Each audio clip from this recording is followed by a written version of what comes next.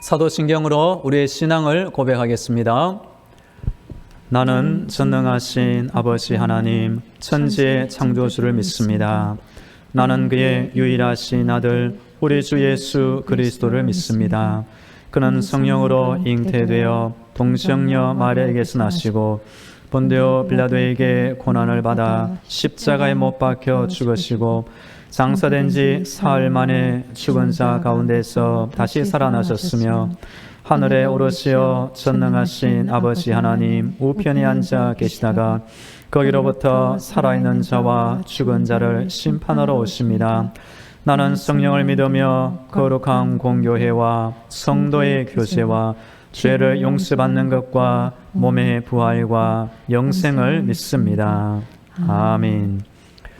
찬송가 524장 갈 길을 밝히 보이시니 찬양하겠습니다.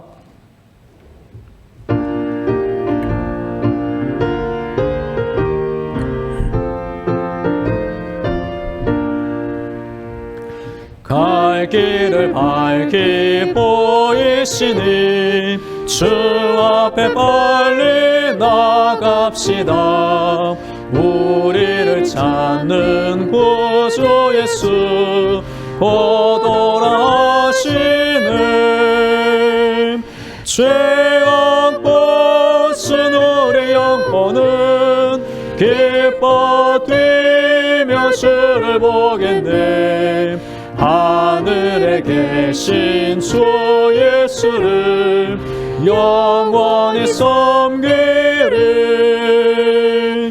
우리를 오라 하시는 말 기쁘게 듣고 순종하세. 구주를 믿기 지체 말고 속속에 나가세. 죄악 벗은 우리 영혼은 기뻐 뛰며 주를 보겠네. 하늘에 계신 주 예수를 영원히 섬기리.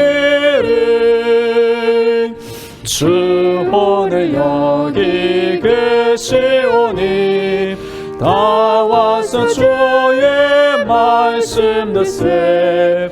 듣기도 하며 생각하니 참 진리시로다. 죄악 벗은 우리 영혼은 기뻐 뛰며 주를 보겠네. 하늘에 계신 주 예수를 영원히 섬기리.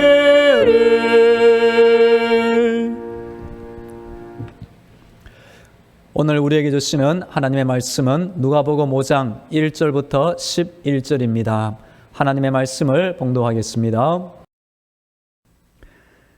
무리가 몰려와서 하나님의 말씀을 들을새 예수는 게네사렛 호숫가에 서서 호숫가의 배 두 척이 있는 것을 보시니 어부들은 배에서 나와서 그물을 씻는지라. 예수께서 한 배에 오르시니 그 배는 시몬의 배라. 육지에서 조금 떼기를 청하시고 앉아서 배에서 무리를 가르치시더니 말씀을 마치시고 시몬에게 이르시되 깊은 데로 가서 그물을 내려 고기를 잡으라. 시몬이 대답하여 이르되 선생님, 우리들이 밤이 새도록 수고하였으되 잡은 것이 없지만은 말씀에 의지하여 내가 그물을 내리리이다 하고 그렇게 하니 고기를 잡은 것이 심히 많아 그물이 찢어지는지라. 이에 다른 배에 있는 동무들에게 손짓하여 와서 도와달라 하니 그들이 와서 두 배의 체험에 잠기게 되었더라. 시몬 베드로가 이를 보고 예수의 무릎 아래 엎드려 이르되 주여 나를 떠나소서 나는 죄인이로소이다 하니 이는 자기 및 자기와 함께 있는 모든 사람이 고기에 잡힌 것으로 말미암아 놀라고 세베대의 아들로서 시몬의 동업자인 야고보와 요한도 놀랐습니다. 예수께서 시몬에게 이르시되 무서워하지 말라. 이제 후로는 내가 사람을 취하리라 하시니 그들이 배들을 육지에 대고 모든 것을 버려두고 예수를 따르니라. 아멘. 할렐루야, 우리 하나님께서 우리의 모든 기도를 듣고 계시며 응답하십니다. 오늘도 하나님의 전신갑주와 예수님의 피벌로 무장되어 승리하기를 축복합니다. 우리 성도는 작은 예수가 되어 이 불신 세상 가운데 예수님의 살아있는 모습을 보여줄 필요가 있습니다. 세상 사람들은 당장 예수님을 보지 못합니다. 이 땅에 있는 교회와 성도들의 옳은 행실을 통하여 예수님이라면 저렇게 하시겠지라는 것을 깨달을 수가 있을 것입니다. 그러기 위해 우리 교회 안에, 성도 안에 꼭 필요한 것이 예수님의 성품을 닮아 예수님처럼 살고 예수님처럼 행동하는 것입니다. 좋은 나무에서 좋은 열매가 맺힐 수 있습니다. 우리 안에 예수님의 성품이 있어야 예수님 같은 훌륭한 언어와 행실이 나올 것입니다. 이번 주 새벽 기도의 시간에는 지난주에 이어 그리스도인의 성품 주제로 말씀드립니다. 오늘은 7번째 내용 순종에 대하여 살펴보기를 원합니다. 순종은 이런 뜻을 가지고 있습니다. 자기를 책임지고 사랑해주는 사람의 말을 즉시 수행하고 기쁘게 따르는 것입니다. 성경적인 순종의 관점은 이렇습니다. 순종은 믿음의 표현이며 축복의 비결이 됩니다. 순종이 하나님 보시기에는 제사보다 예배보다 낫습니다. 하나님이 세우신 법적인 질서, 영적인 질서에 순종하는 것도 필요합니다. 오늘 예수님은 공생의 사역을 시작하실 때 앞으로 3년 동안 함께 활동하게 될 제자들을 부르시는 내용이 나옵니다. 예수님은 12명의 제자를 고르셨는데 그중 7명이 갈릴리 어부 출신이 됩니다. 이 어부들은 오늘까지는 물고기를 잡았지만 예수를 믿고 따르게 되어 제자가 된 이유는 물고기 대신 사람들의 영혼을 얻는 영적인 업으로 변화되는 인생을 살게 되었습니다. 오늘 본문에는 예수님은 베드로, 야고보, 요한을 제자로 부르시고 그들은 순종해서 예수님을 따르게 됩니다. 우리 오늘 본문 1절과 2절 말씀을 함께 읽겠습니다. 1절, 2절 시작. 무리가 몰려와서 하나님의 말씀을 들을새 예수는 게네사렛 호숫가에 서서 호숫가에 배 두 척이 있는 것을 보시니 어부들은 배에서 나와서 그물을 씻는지라. 아멘. 우리 시대에 예수님이 살아계시고 예수님의 육신의 모습을 보면 얼마나 좋을까 몇 번 생각한 적이 있습니다. 예수님이 말씀을 전할 때 사람들은 몰려오게 되었습니다. 왜냐하면 예수님의 인자하신 모습과 예수님 입에서 나오는 그 말씀이 생명이 되고 기쁨이 되고 소망이 되고 다른 어느 누구에게 들을 수 없는 귀한 말씀이 되었기 때문입니다. 게네사렛 호숫가, 구약 시대에는 긴네렛 못이라고 불렸습니다. 긴네롯의 뜻은 비파라는 뜻인데 이 호수의 모양이 비파 모양 때문이라고 불려진 것입니다. 신약 시대에 와서 갈릴리 바다 또는 디베랴 바다라고 불렸습니다. 이곳은 예수님의 초기 사역의 중심지가 되었습니다. 3절 말씀을 제가 읽겠습니다. 예수께서 한 배에 오르시니 그 배는 시몬의 배라. 육지에서 조금 떼기를 청하시고 앉으사 배에서 무리를 가르치시더니. 무리가 몰려올 때에 배를 타고 조금 물가에서 가르칠 때 예수님도 많은 무리들을 한꺼번에 더 잘 볼 수 있었고 아마 무리들도 예수님의 음성을 더 똑똑히 잘 들을 수 있었을 것입니다. 4절에 보시면 예수님은 말씀을 마치시고 시몬에게 이르시되 깊은 데로 가서 그물을 내려 고기를 잡으라 라고 말씀하셨습니다. 예수님은 육신의 아버지 요셉 밑에서 30년 동안을 지냈습니다. 예수님이 그 30년 동안 물고기를 잡은 기록은 성경에 안 나옵니다. 물고기는 역시 시몬이 전문가 어부였던 것입니다. 그런데 예수님은 처음 보는 어부 베드로에게 깊은 데로 가서 그물을 내려 고기를 잡으라고 말씀하십니다. 예수님은 그 많은 어부들 중에서 하필 베드로의 배에 오르셨고 베드로에게 이 말씀을 하신 것입니다. 아마 예수님도 하나님의 인도하심과 성령님의 감동을 따라 바로 이 배, 바로 이 사람이라고 깨닫고 찾아가신 것입니다. 오늘 5절 말씀을 함께 읽어보겠습니다. 5절 시작. 시몬이 대답하여 이르되 선생님, 우리들이 밤이 새도록 수고하였으되 잡은 것이 없지만은 말씀에 의지하여 내가 그물을 내리리다 하고. 이 시몬은 나중에 베드로가 됩니다. 베드로는 이름이 반석이 됩니다. 예수님을 믿고 따를 때 3년이 지나자 예수님은 너는 베드로라, 내가 이 반석 위에 내 교회를 세우리니 음부의 권세가 이기지 못하리라 약속한 적이 있습니다. 오늘 오전에 보면 아직은 시몬의 이름으로 등장하는 것입니다.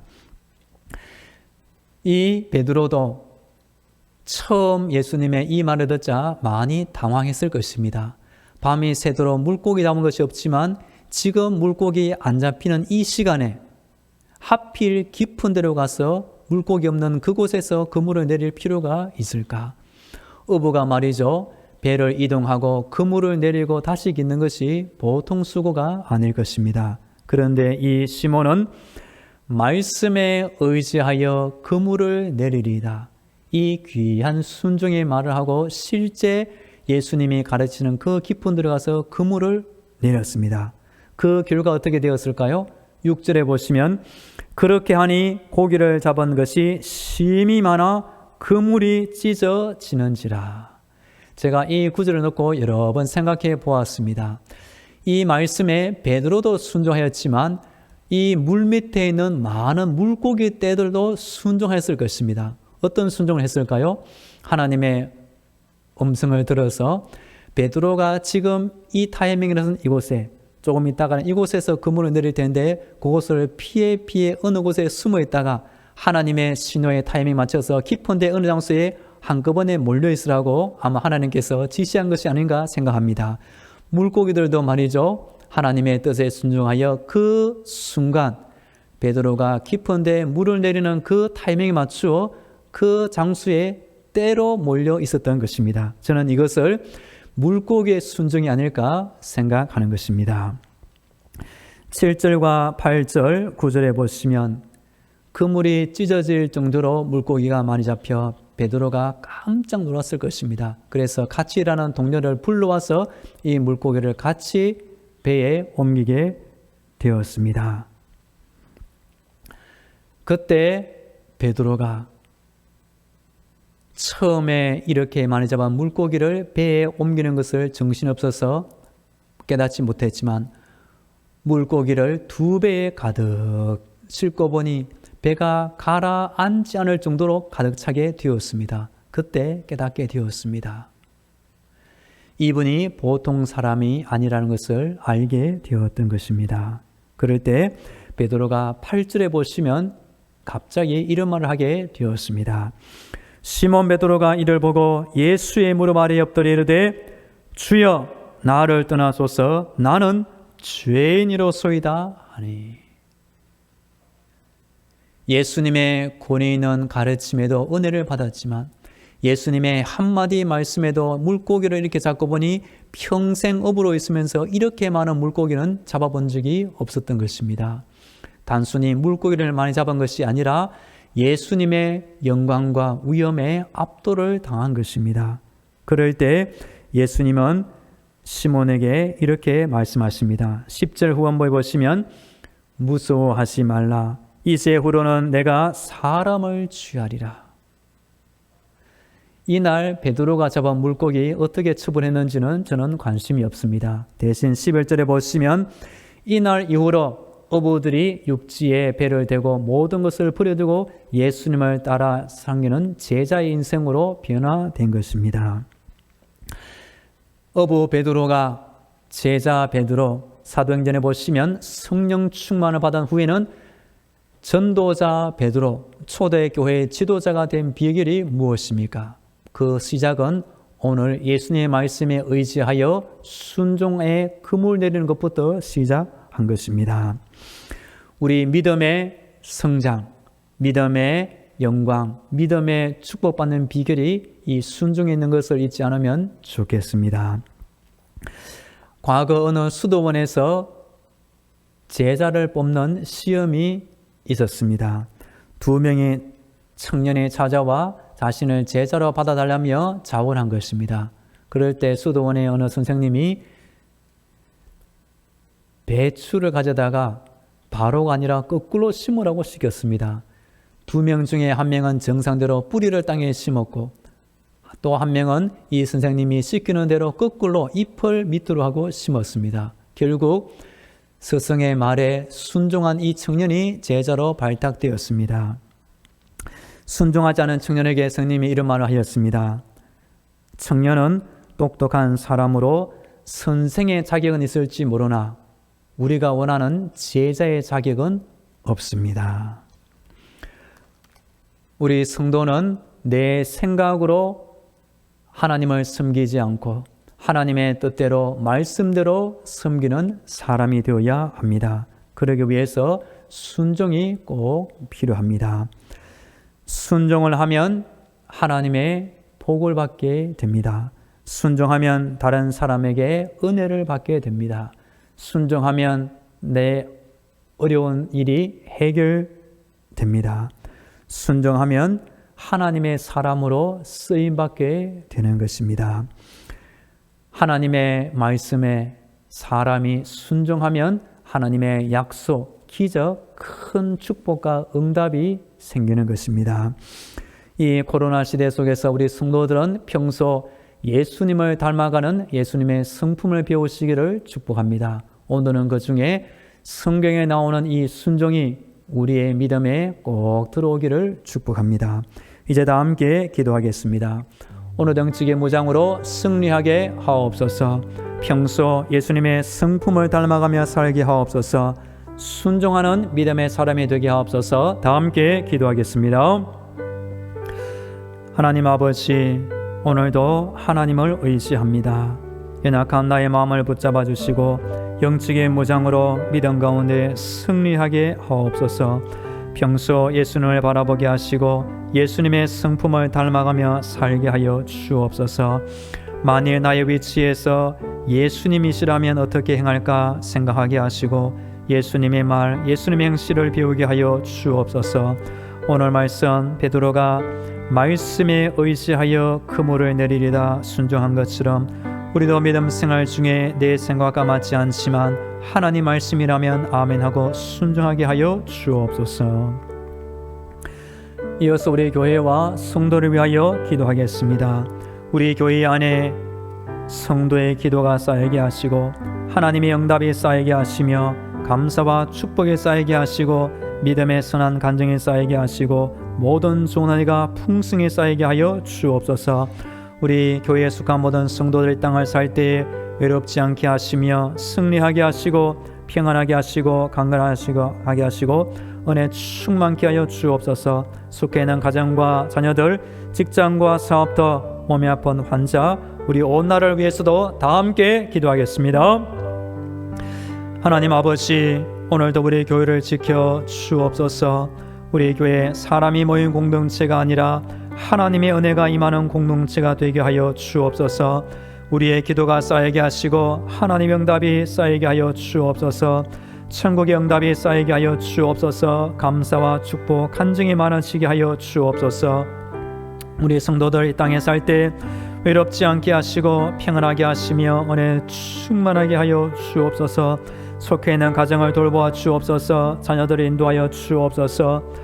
몸이 아픈 환자들도 있습니다. 오늘도 세임 가운데 건강한 날을 보내게 하여 주옵소서.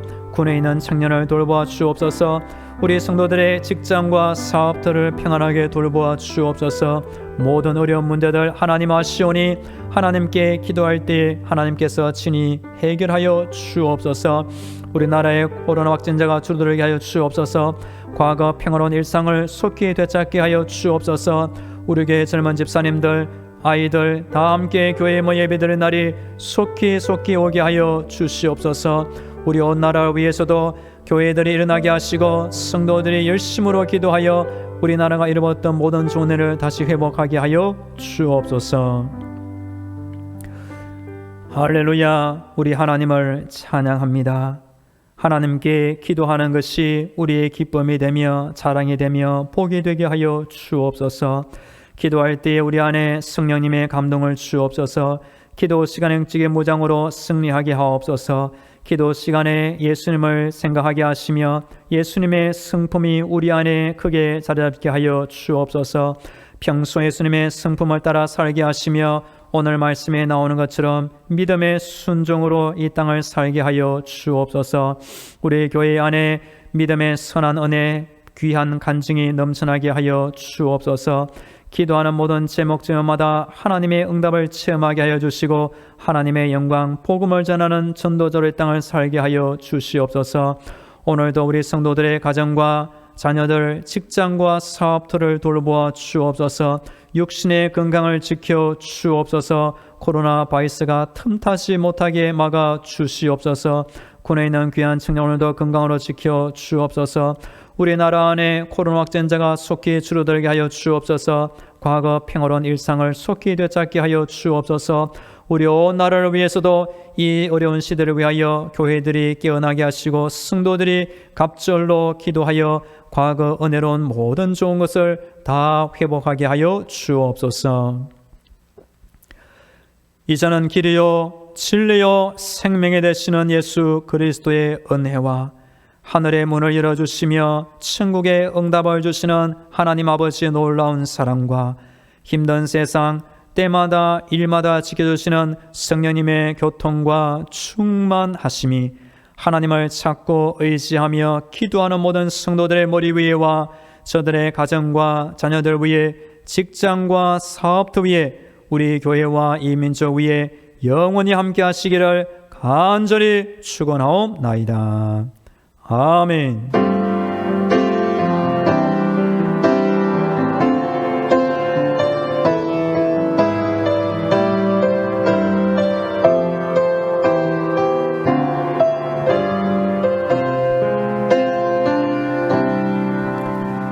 계속 개인 기도로 하나님의 은혜를 간구하겠습니다.